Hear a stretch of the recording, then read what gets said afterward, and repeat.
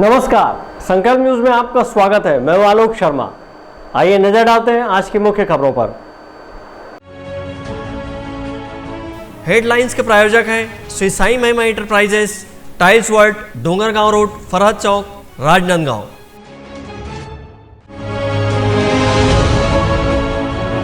हवन पूजन के साथ शुरू हुआ भगवान गणेश की प्रतिमा का विसर्जन।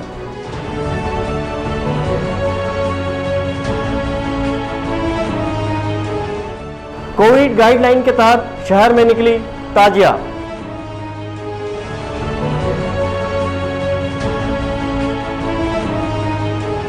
युवा रोजगार आंदोलन को लेकर आम आदमी पार्टी की बैठक।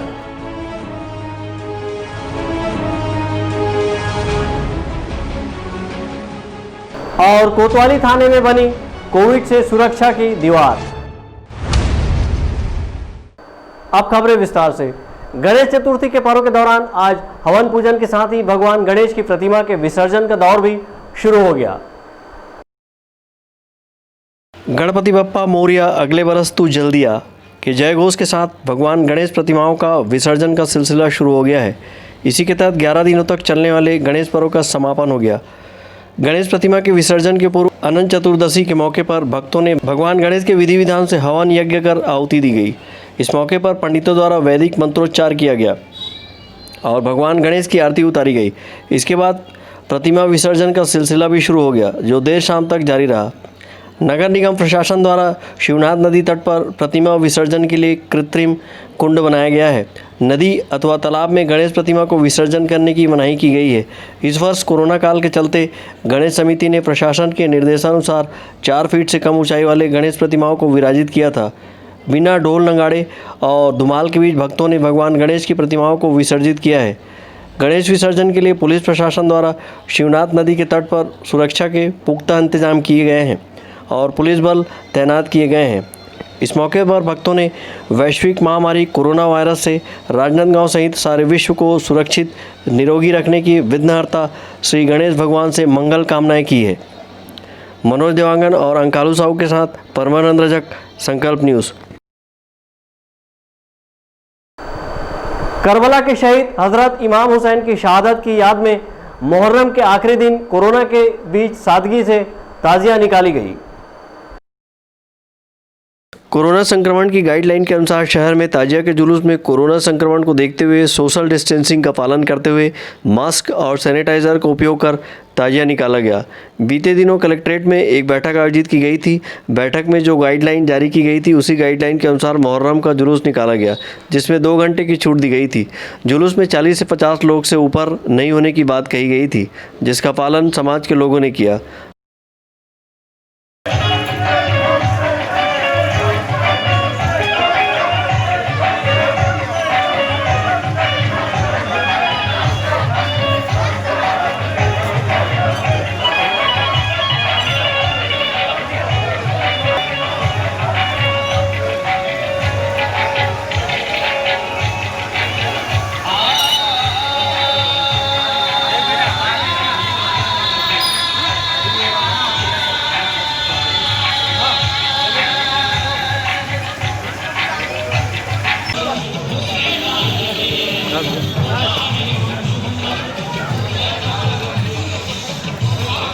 कैसे आता है बाहर को ये गाड़ी हुई नहीं अभी।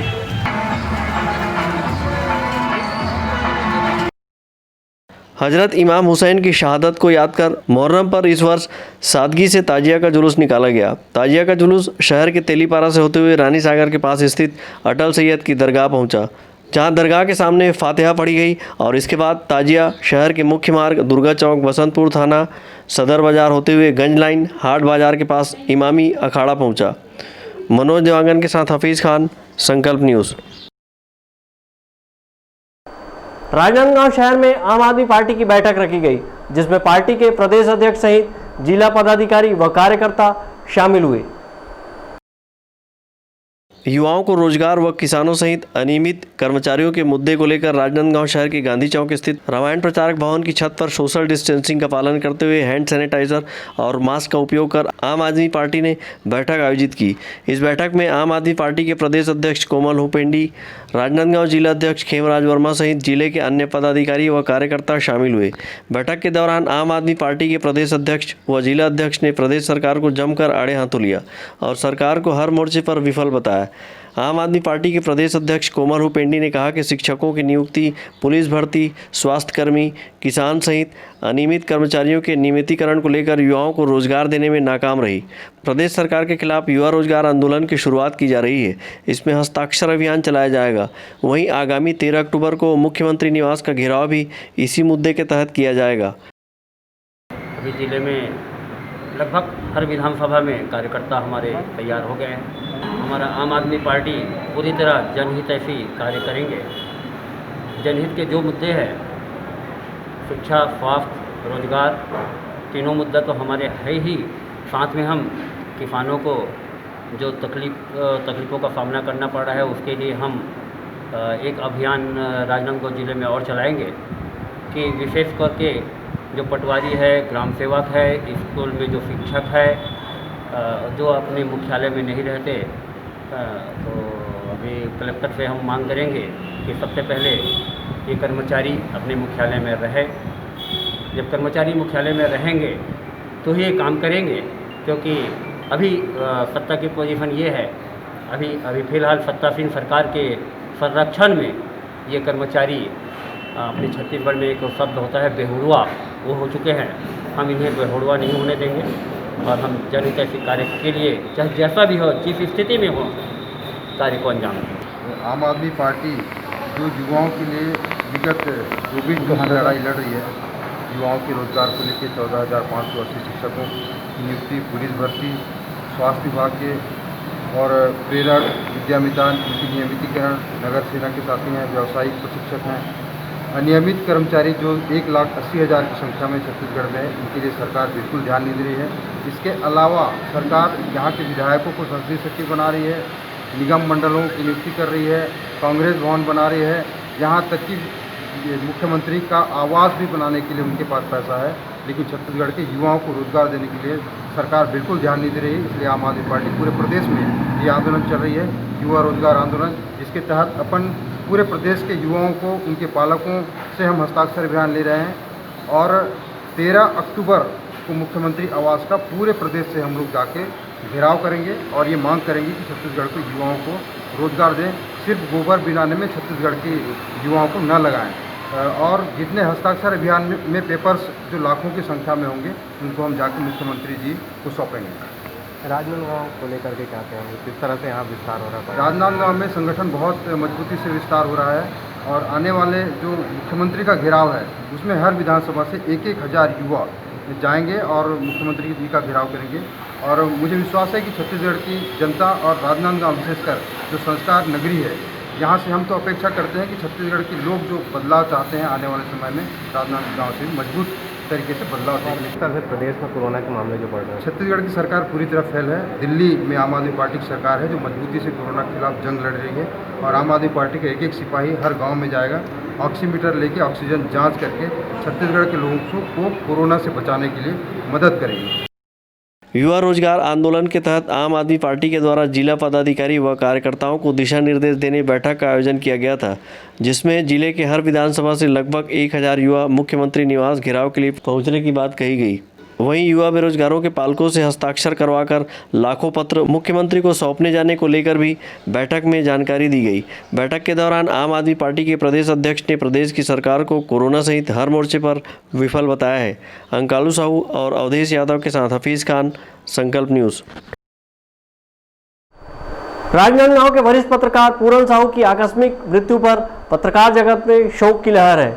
बीते दिनों कोरोना वायरस पॉजिटिव होने पर उन्हें राजनांदगांव के कोविड-19 अस्पताल में इलाज के लिए भर्ती कराया गया था, जहां सोमवार की दोपहर उन्होंने अंतिम सांस ली। राजनांदगांव जिले के वरिष्ठ पत्रकार साहू समाज के पदाधिकारी पूरन साहू का आकस्मिक निधन सोमवार की दोपहर हो गया। बीते दिनों उनके कोरोना वायरस पॉजिटिव होने पर इलाज के लिए कोविड-19 अस्पताल राजनांदगांव में भर्ती कराया गया था, जहां इलाज के दौरान उनकी मृत्यु हो गई। उनके निधन के बाद राजनांदगांव जिले सहित प्रदेश भर के पत्रकार जगत में शोक की लहर है। वहीं पत्रकारों ने उन्हें श्रद्धांजलि देकर शोक संतप्त परिवार के इस दुख की घड़ी में हौसले के लिए कामना की। पूरन साहू की पहचान जिले में एक बेबाक, निष्पक्ष और निर्भीक पत्रकार के रूप में थी। यही कारण था कि पत्रकारों के बीच वे काफ़ी लोकप्रिय रहे और पत्रकारों के हित में हमेशा आगे बढ़कर काम किए। उनकी लेखनी की शैली प्रभावित करने वाली रही। राजनांदगांव जिले के अंबागढ़ चौकी में पत्रकार पूरन साहू के आकस्मिक निधन पर आंचलिक पत्रकारों ने गहरा दुख जताते हुए अंबागढ़ चौकी रेस्ट हाउस परिसर में उन्हें भावभीनी श्रद्धांजलि अर्पित की। इस दौरान क्षेत्र के वरिष्ठ पत्रकार अनिल मानिकपुरी, अवधेश त्रिपाठी, एनएस पुरी, गोस्वामी, कलीमुद्दीन खान सहित अन्य पत्रकार उपस्थित थे। संकल्प न्यूज़ परिवार भी वरिष्ठ पत्रकार पूरन साहू को अपनी श्रद्धांजलि अर्पित करता है। ब्यूरो रिपोर्ट, संकल्प न्यूज़। अब वक्त है ब्रेक का। ब्रेक के बाद आप देखेंगे थाने में सुरक्षा की दीवार।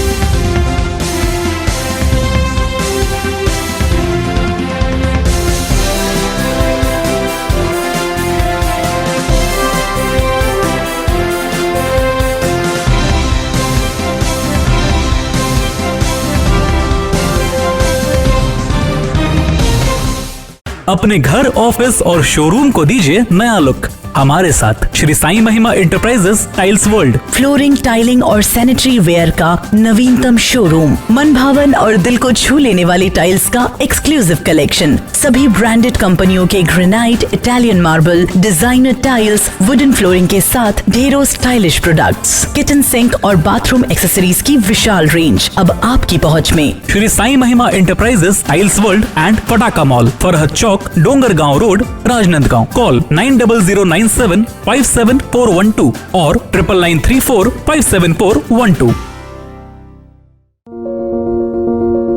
आपके सपने के आशियाने को साकार करता शिवांश टाइल्स एवं ग्रेनाइट। टाइल्स, ग्रेनाइट एवं मार्बल का mega showroom. Johnson, AGL, Kajaria जैसे सभी नामी कंपनियों के अधिकृत विक्रेता। टाइल्स, मार्बल एवं सैनिटरी वेयर्स की विशाल रेंज सबसे कम कीमत पर। हमारे यहाँ नल फिटिंग और पाइप फिटिंग की सुविधा उपलब्ध है। आप सभी के प्यार और सहयोग से सफलतम दूसरे वर्ष में अग्रसर शिवांश टाइल्स एवं ग्रेनाइट। शहर से मात्र 2 किलोमीटर दूर, नवागांव बाबू टोला फटाका दुकान के बाजू, डोंगरगढ़ रोड, राजनांदगांव। जब बात हो आपके लुक की, जब बात हो लेटेस्ट फैशन की, तब आता है सिर्फ एक नाम, त्रिपदा फैशन। संपूर्ण पारिवारिक वस्त्र केंद्र, आधुनिक एवं डिजाइनर वस्त्रों के लिए राजनांदगांव का सबसे भव्य शोरूम। सभी लीडिंग ब्रांड्स के फॉर्मल वेयर एवं पार्टी वेयर ड्रेसेस। इस वैवाहिक सीजन आपके लिए है खास ब्राइडल वेयर, कोट सूट और sherwani, designer saris, daily wear एवं party wear collection, bridal lehenga, चुन्नी और लाचा की एक्सक्लूसिव रेंज, फॉर्मल वेयर में जीन्स, शर्ट, कैजुअल का नया कलेक्शन, किड्स वेयर का सबसे लेटेस्ट कलेक्शन आप हमारे यहाँ पाएंगे। Designer salwar suit, latest fashion की कुर्तियाँ, वेस्टर्न टॉप एवं जीन्स। आपके परिवार के लिए विंटर जैकेट खास रेंज में। अब सबकी नजर होगी आप पर, क्योंकि अब राजनांदगांव में फैशन का दूसरा नाम है त्रिपदा फैशन। जयस्तंभ चौक, राजनांदगांव।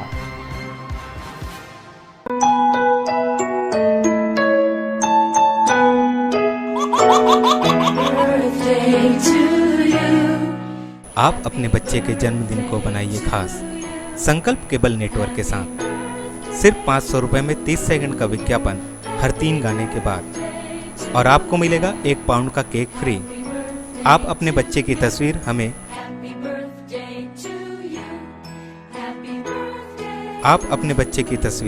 हमें व्हाट्सएप के इन नंबरों पर भेज सकते हैं।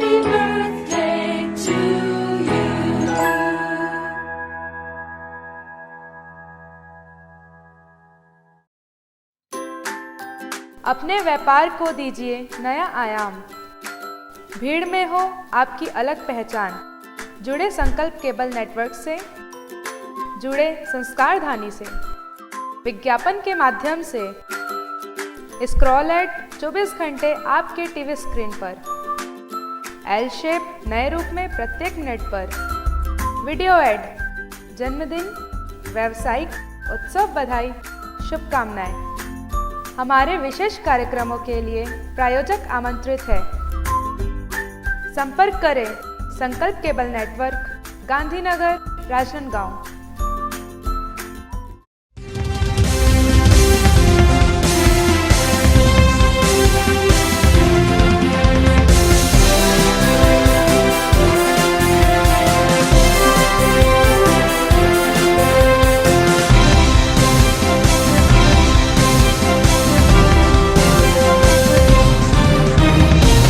ब्रेक के बाद आपका स्वागत है।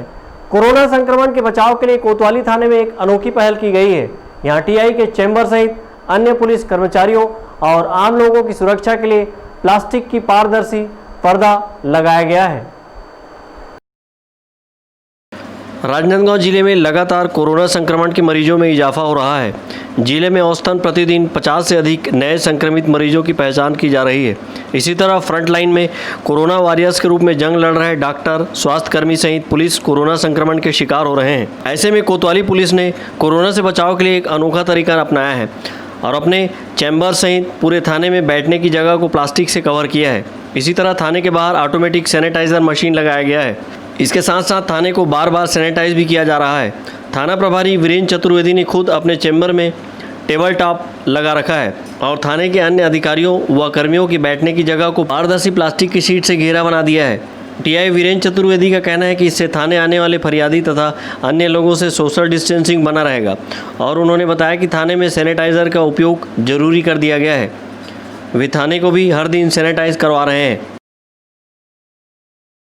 कोरोना के जो तेज़ी से फैल रहा है उसके संक्रमण को देखते हुए, चूँकि 24 घंटे लगातार ड्यूटी में अधिकारी कर्मचारी सभी लगे रहते हैं, तो उसको दृष्टिगत रखते हुए थाने के बाहर एक सैनिटाइज़र लगाया गया है ताकि जो लोग आते हैं वो अपने हाथों को सैनिटाइज़ करें और स्टाफ का भी समय समय पर सैनिटाइजेशन होता रहे। थाने को सैनिटाइज़ करने के लिए अलग से मशीनें लगी हुई हैं जिससे पूरे थाने को सैनिटाइज़ कराया जाता है तथा जितना जहाँ पे भी पूरे का अधिकारी कर्मचारी बैठकर काम करते हैं वो पूरे जो है वो प्लास्टिक शीट से ढके गए हैं ताकि जनता जो आती है अपनी फरियाद लेकर उनको और उनके बीच में एक निश्चित जो सोशल डिस्टेंसिंग है वो पालन किया जा सके ताकि संक्रमण किसी को ना हो, ना अधिकारी कर्मचारी संक्रमित हो, ना ऐसा हो कि हम में से कोई जिनमें सिम्टम ना हो और संक्रमित हो तो आने वाली जनता भी उससे परेशान हो सकती है। तो इन सबको दृष्टिगत रखते हुए ये जो है थाने में इस तरह की सुरक्षा व्यवस्था की गई है कि एहतियात के तौर पे सारी चीज़ों को लगाया गया है। बहरहाल कोतवाली पुलिस के द्वारा कोरोना बचाव के लिए उठाए गए कदम कारगर साबित हो रहे हैं। वहीं कोविड-19 की गाइडलाइन सोशल डिस्टेंसिंग का पालन भी 100% हो रहा है। अवधेश यादव के साथ परमानंद रजक, संकल्प न्यूज़। राजनांदगांव जिले के गंडई क्षेत्र में बीते दिनों हुई बारिश ने वहां तबाही का मंजर दिखाया। क्षेत्र के कई कच्चे मकान बारिश में ढह गए तो वहीं नदी नालों में बाढ़ की स्थिति निर्मित हो गई। पिछले दिनों हुई बारिश ने राजनांदगांव जिले के गंडई पंडरिया क्षेत्र में कहर मचाया है। नदी नाले उफान पर थे तो तालाब खेत पानी से लबालब भर गया था। 36 घंटे की मूसलाधार बारिश ने क्षेत्र के कई लोगों के आशियाने को उजाड़ दिया। क्षेत्र के दनिया नदी ने अपना रौद्र रूप भी दिखाया था। दनिया नदी पर बने पुल में 6 फीट पानी ऊपर बह रहा था जिससे गंडई रायपुर मार्ग का सड़क संपर्क टूट गया। यातायात पूरी तरह बाधित रही। नदी के दोनों ओर गाड़ियों की लंबी लाइन लगी हुई थी। लोगों को लंबी दूरी तय कर अपने गंतव्य तक जाने को विवश होना पड़ा। इसी तरह नर्मदा नदी पर पुल निर्माण की मांग काफ़ी समय से की जा रही है लेकिन आज पर्यंत तक नहीं बना है। यही कारण है कि लोग यहां पर लगातार घटना के शिकार हो रहे हैं। ये पुल बहुत दिन के बाद में ऐसा पानी बाढ़ आया है अभी और पुल कमज़ोर है। इसके पुल के विषय में बहुत दिन से आगे ही चर्चा की, आज तक के पुल नहीं बन पाया है। कई बार घटना हो चुका है। यहाँ गाड़ी दोनों तरफ जाम है, आने जाने में बहुत परेशानी हो रहा है। बहुत दिन हो गए पुल ध्वस्त बैठा हुआ है। ये पुल की मांग कब से कर रहे हैं दुनिया वाले, गाँव वाले? 20 साल गुजर गए। 20 साल पहले गुजर गए मांग करते करते। सरकार थी अभी, टाइम भी मांगते रहे, वो नहीं बन पाया। कांग्रेस के सरकार आया, वो मांगते रहे, अभी तक नहीं बन पाया। कई दुर्घटनाग्रस्त हो चुका है यहाँ पर, मोटर गाड़ी पलटी हो गया है। 2-3 साल पहले भाजपा के राज में दो जने आदमी यहीं डूब के मर गया था रायपुर से आते समय मोटरसाइकिल में। उसके बाद बनाएंगे करके कई बार फोटो इंजीनियर आया, उसको अभी आज तक नहीं बन पाया पुल। कम से कम यहाँ पर 10 गांव का नुकसान हुआ है। नाला के आसपास में बाढ़ से बारिश हुए, फसल नुकसान पूरा 10 गांव है जुड़ा हुआ। ये दुनिया गांव और जो आसपास के गांव हैं, हाँ, नवा गांव है, दनिया है। इस बाढ़ की स्थिति मतलब पानी अंदर गांव के बीरनपुर आया है चपेट में, लोगों के मकान हाँ, मकान भी बहुत डूबा हुआ है, ध्वस्त है। मूसलाधार बारिश से गंडई के कवर्धा रोड पर स्थित सुरही नदी भी उफान पर थी। चारों ओर पानी ही पानी दिखाई दे रहा था। सुरही नदी ने काफ़ी तबाही मचाई और कई लोगों के आशियाने को उजाड़ा। इसी तरह बारिश ने सैकड़ों एकड़ फसल को भी चौपट किया है। रात भर पूरा बारिश हुई सर, कल दिन में भी हो है। और लगभग ये मोर कोठा है 6:30 बजे ओदरी सब है। और ये मेरा लगभग 1.5 एकड़ है, पूरा जगह पूरा नुकसान हो गए फसल। अबे तो घर है तो ऐसे टूट गए, सामने में दिखत है। फसल धान है सर, अब टमाटर लगे रही से और बरबट्टी वगैरह लगे हैं तो सब डूब गया। हाँ, सब खत्म हो गए हैं। लगभग कितना नुकसान हो गया? अबे मेरा सर अब 1.5 एकड़ में अब पूरा खेती रही से अब मेरा लगभग 1 लाख के आसपास ज़्यादा भी हो सकते हैं। अब पूरा महीना तो करे धान निकलने वाला रही से पूरा नष्ट हो गया सब। रात में सोई रही से सब जागीस, 3 बजे 4 बजे रात के जागीस तो देखीस तो ककरो खटिया के अंदर में पानी तो ककरो कहीं पानी। यहाँ सरकार ला तो हम बोलत थक गए कि हमारे ग्राम बूढ़ा सागर में न आश्रित ग्राम कोतवा में आज तक कोई आवासें नहीं बने हैं। तो आवास के भी आवश्यक है कि छोटे छोटे किसान हैं यहाँ, छोटे किसान हैं, अपन कमाते तेला तो खाए के लिए ही रखते, तो कहाँ से कर सकी। तो आवास के इंतजार में सब रखे हैं, 2-2 4-4 पैसा कमा के मकान में टूटा फूटा ही सब ऐसी तैसी हो गए। भैया ये कुछ ना कुछ गवर्नमेंट सरकार तहसीलदार पटवारी से मैं आग्रह करता हूँ कि 4-5 आदमी गरीब के खाए के नुकसान हो, घर के नुकसान हो तो जल्द से जल्द ये मन ला सहयोग करे जाए। पानी बरसात में गिरी से घर गिर गए तो उधर के घर है रहे, बस एक जगह नहीं है। वार्ड नंबर 10 में रहता हूँ। अब वो कोई ठिकाना नहीं है मोर रहे बस के। अब घर आवाज़ दे देती सरकार है, ऐसे एक समस्या ले हूँ। बारिश के मद्देनजर तहसीलदार और सीएमओ ने बाढ़ प्रभावित इलाके का दौरा कर स्थिति का जायजा लिया। जल भराव के चलते वार्ड क्रमांक 1 के प्राथमिक शाला स्कूल भवन को राहत शिविर बनाकर लोगों को ठहराया गया और राहत सामग्री पहुंचाई गई। इसी के साथ ही मवेशियों को सुरक्षित स्थान पहुंचाया गया। इस अवसर पर नायब तहसीलदार प्रफुल्ल गुप्ता, गंडई नगर पंचायत सीएमओ प्रमोद शुक्ला, इंजीनियर रुपेश राठिया, पार्षद क्रांति ताम्रकार नामदेव ने बाढ़ प्रभावित इलाके का दौरा किया था और लोगों को हर संभव मदद करने का आश्वासन दिया था। ग्रामीणों ने मुआवजे की मांग भी रखी। गंडई के चर्च के जवानों ने इस दौरान बाढ़ में फंसे लोगों को सुरक्षित निकाला। संकल्प न्यूज़ के लिए गंडई से रत्नेश कुलदीप की रिपोर्ट। आज की खबरों में बस इतना ही। हमें दीजिए इजाज़त। नमस्कार।